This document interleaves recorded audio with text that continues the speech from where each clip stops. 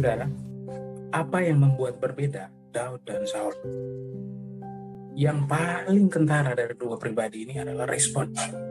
Kenapa Daud menjadi orang yang berkenan kepada Tuhan, padahal latar belakangnya tidak ada baik-baiknya? Kenapa Saul yang awalnya berkenan kepada Tuhan, kemudian di akhir hidupnya dia ditolak, di akhir dari jabatannya dia ditolak? Cuma satu alasannya, karena respon. Ada respon yang berbeda dari dua pribadi ini. Saul dan Daud memiliki respon yang berbeda terhadap satu masalah yang dihadapi, yang diizinkan Tuhan atas dia. Coba kita lihat satu-satu. Pertama kita lihat Saul. Saul ketika Israel membutuhkan raja, dia satu-satunya orang yang dipilih oleh orang Yahudi dan Allah berkenan untuk itu. Tapi satu kesalahan dia, satu respon yang salah dari dia menyebabkan dia kehilangan jabatannya. Suatu kali Israel ingin berperang, pasukan orang Kanaan sudah berkumpul untuk menyerbu dan orang Israel juga sudah siap-siap. Saul memimpin pasukan. Nah, menurut hukum Taurat dan tradisi orang Yahudi adalah sebelum berperang maka harus ada korban bakaran yang dipersembahkan kepada Tuhan. Nah, orang yang pantas, orang yang punya hak untuk mempersembahkan korban adalah imam. Saul panik karena orang Kanaan sudah menyerbu, orang Israel yang bersama Saul juga panik.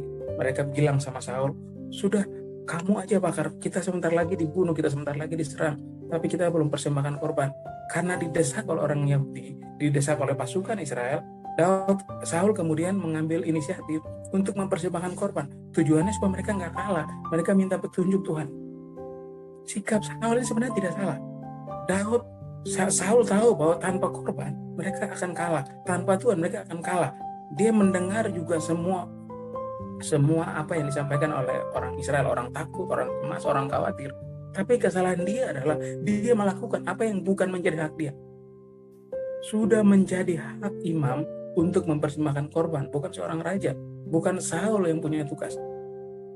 Walaupun dia benar dengan alasan-alasan apapun, tapi apa yang dia lakukan, respon dia terhadap keadaan itu salah. Walaupun alasan dia benar, walaupun cara dia benar, walaupun keinginan dia mulia, tapi respon dia terhadap keadaan itu sendiri salah. Keadaan itu memang sulit buat dia, keadaan itu susah buat orang Yahudi.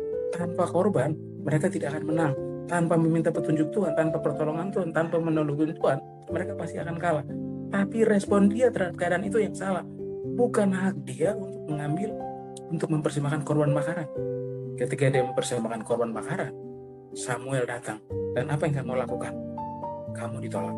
Jabatan rajamu ditolak. Apalagi respon Saul yang kedua, dia tidak meminta maaf untuk itu, tapi dia bilang orang Yahudi yang desak saya begini-begini. Dia punya banyak alasan. Saudara, Saul yang awalnya benar punya alasan benar, keadaan itu memaksa dia untuk mengambil keputusan dan semua alasan yang dipakai itu benar, tapi respon dia salah. Dia mengambil hak orang lain untuk alasan keadaan dia, untuk alasan kebutuhan dia, untuk alasan persoalan dia hadapi.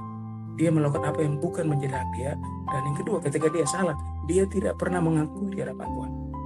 Pada akhirnya apa? Dia ditolak jabatannya, diambil jabatannya dari dia. Berbeda dengan Daud.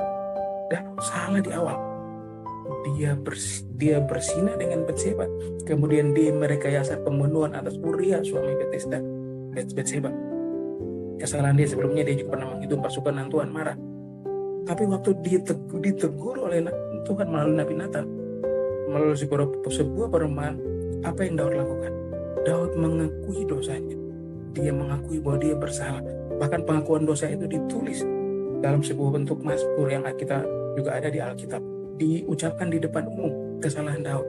Daud ketika dia berdosa, berapapun banyak dosa yang dia lakukan, ketika Tuhan tegur, dia menyerah, dia minta ampun. Dia mengaku dosa, minta ampun. Itu sebabnya Tuhan berkenan. Dia salah di awal, tapi respon dia terhadap Tuhan benar. Karena itu Tuhan menghargai respon itu.